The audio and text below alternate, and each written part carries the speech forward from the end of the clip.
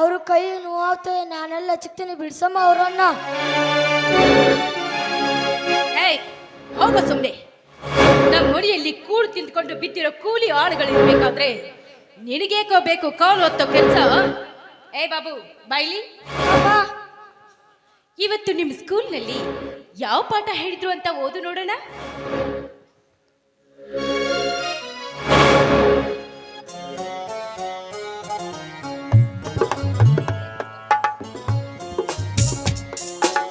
ಹನ್ನೊಂದನೇ ಪಾಠ. ಅತ್ತೆ ಮನೆಯ ಸೊಸೆ ಮನೆಗೆ ಹೊಸದಾಗಿ ಬಂದಳು.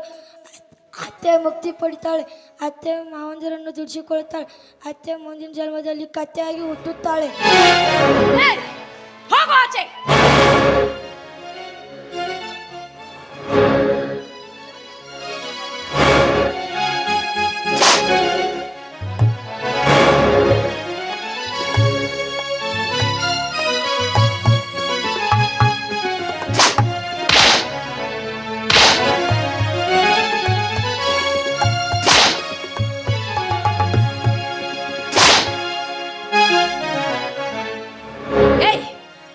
ಹೆಚ್ಚಿಗೆ ರಾಕ್ಷಸಿ ಕತ್ತೆ ತರ ಒತ್ತಿದ್ರೆ ನನ್ನ ಕಾಲು ಹೇಗೆ ತಡಿಬೇಕು? ಸರಿಯಾಗಿ ಓದ್ತಾ ಇದ್ದೀನಲ್ಲ.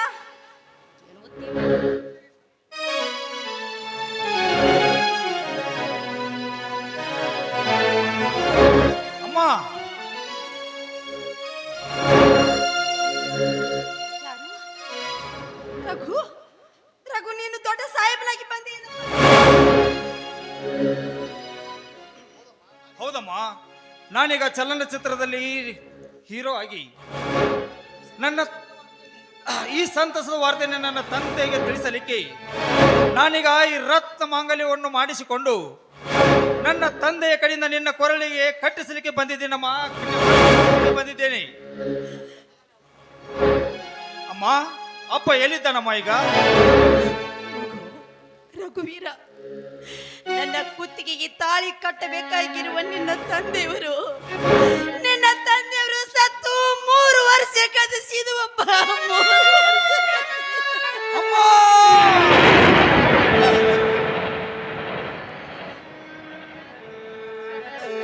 ಏನು ನನ್ನ ತಂದೆ ತೀರಿ ಹೋದರ? ಅಮ್ಮ, ಅಯ್ಯೋ ದೇವರೇ.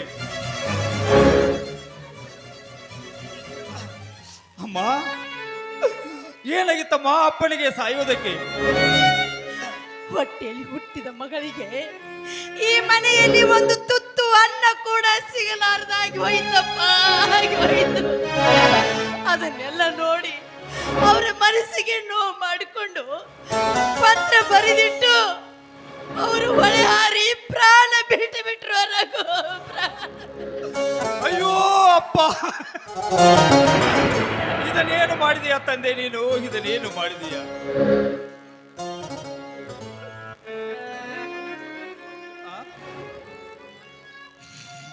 ಇಂಥ ಕರ್ಮ ಚಾಂಡಾಲ ಮಕ್ಕಳನ್ನು ಹೆತ್ತಿರಲ್ಲ.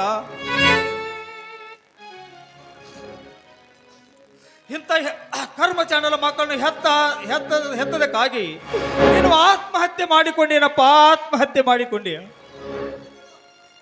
ಅಮ್ಮ, ಪ್ರತಿ ತಿಂಗಳು ನಾನು ನಿಮಗೆ 5,000 ರೂಪಾಯಿ ಕಳಿಸ್ತಾ ಇದ್ದೆ. ಆದರೆ ನನ್ನ ತಂಗಿ ಹಸಿದು ಬಂದಾಗ ಅವಳಿಗೆ ಒಂದು ತುತ್ತು ಕೂಡ ಅನ್ನವನ್ನು ಹಾಕಲಿಕ್ಕೆ ಆಗಲಿಲ್ಲವೇನಮ್ಮ? ನಿಮಗೆ ಅನ್ನ ಹಾಕಲಿಕ್ಕೆ ಆಗಲಿಲ್ಲವೇ? ಆದರೆ 5 ವರ್ಷಗಳಿಂದ ಮನಿ ಆರ್ಡರ್ ಮಾಡ್ತಾನೆ ಬಂದಿದ್ದೀನಿ.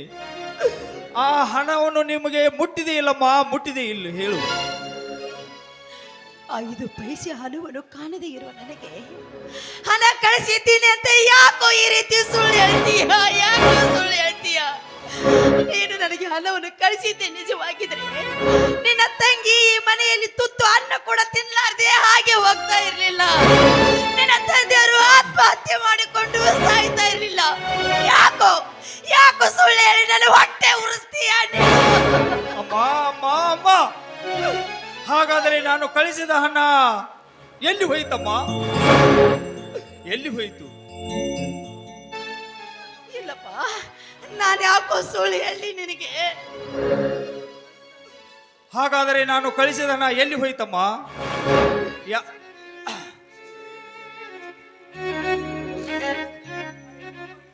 ಅಮ್ಮ ನೋಡಮ್ಮ, ನಾನು MO ಮಾಡಿದ ರಸೀಟಿ ನನ್ನ ಹತ್ರನೇ ಇದೆ. ಈ ರಸೀಟಿಯಲ್ಲಿ ಸಹಿ ಹಾಕಿದ್ದು ನೀನೇ ಅಲ್ವೇನಮ್ಮ? ಇಲ್ಲ ರಘು, ನಾನು ಯಾತರ ಮೇಲೂ ಸಹಿ ಮಾಡಿಲ್ಲಪ್ಪ, ಮಾಡಿಲ್ಲ.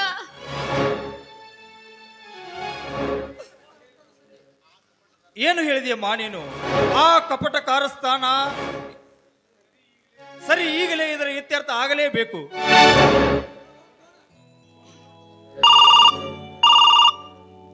Hello, ಪೊಲೀಸನ sir? ಸರ್, ನಾನು ರಘುವೀರ್ ಮಾತಾಡ್ತೀನಿ. ಹಾ, ಏನಿಲ್ಲ ಸರ್, ನಮ್ಮ ಮನೆಯಲ್ಲಿ ನನ್ನ ತಾಯಿಯರ ಹೆಸರಿಗೆ ಪ್ರತಿ ತಿಂಗಳು ನಾನು ಒಂದಿಷ್ಟು ದುಡ್ಡು ಕಳಿಸ್ತಾ ಇದ್ದೆ. ಆ ದುಡ್ಡನ್ನು ನಮ್ಮ ಮನೆಯಲ್ಲಿದ್ದವರು ಯಾರೋ ದುರುಪಯೋಗ ಪಡಿಸಿಕೊಂಡಿದ್ದಾರೆ. ಅದಕ್ಕಾಗಿ ಸ್ವಲ್ಪ ವಿಚಾರಣೆ ಮಾಡಬೇಕಾಗಿತ್ತು. ಹಾ ಸರ್, ಖಂಡಿತ ನೀವು ನಮ್ಮ ಮನೆಗೆ ಬರಲೇಬೇಕು. ಹಾ ಸರ್, ಬನ್ನಿ, ಜಲ್ದಿ ಬನ್ನಿ.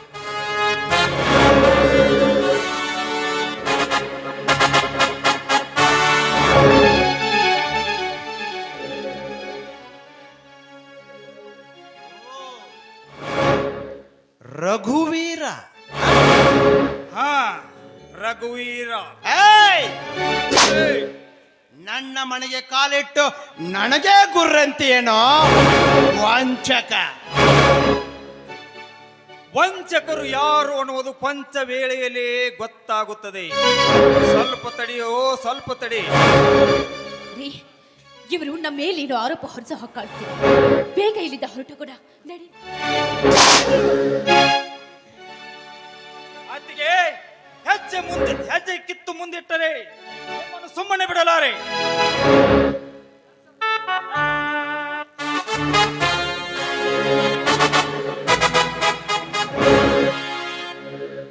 ರಘುವೀರ್ ಅಂದ್ರೆ ನೀವೇನಾ?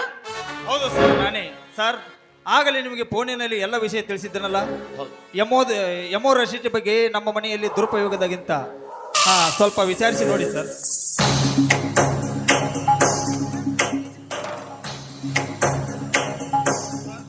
ನಾನು ಕಳಿಸಿದ ಎಮೋ ರಸೀಟಿ ಇದೆ ನೋಡಿ. ಇದರಲ್ಲಿ ನೀವು ಸಹಿ ಮಾಡಿದ್ರಿ ಅಮ್ಮ? ಅಮ್ಮ, ಇಲ್ಲ ಸರ್, ನಾನು ಈ ಹತ್ರ ಮೇಲೆ ಸಹಿ ಮಾಡಿ. ಈಗ ಆದರೆ ಒಂದು ಸಹಿ ಮಾಡಿ ವಿಚಾರಿಸುತ್ತೇನೆ. ಅಮ್ಮ, ಒಂದು ಸಹಿ ಮಾಡು.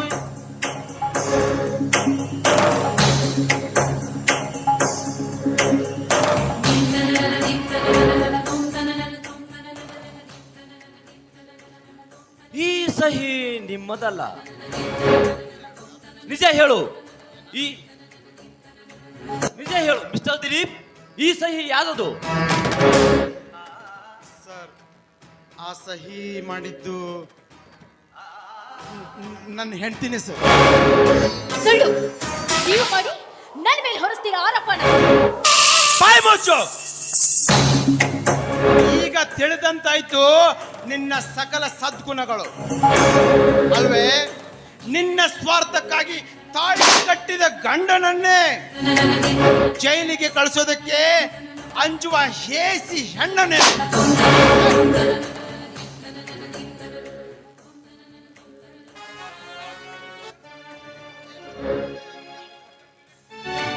ಮಿಸ್ಟರ್ ದಿಲೀಪ್, ನೀವೇನು ಬಡದಾಡಬೇಡಿ. ಛಾಯಾ ತಾಯಿ, ಬನ್ನಿ.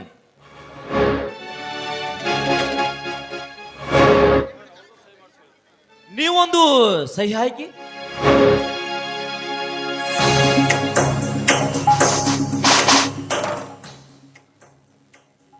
ಓಕೆ, ಈ ಸಹಿ ಕರೆಕ್ಟ್, ನಿಮ್ಮದೇ. Mister Dilip, arrest.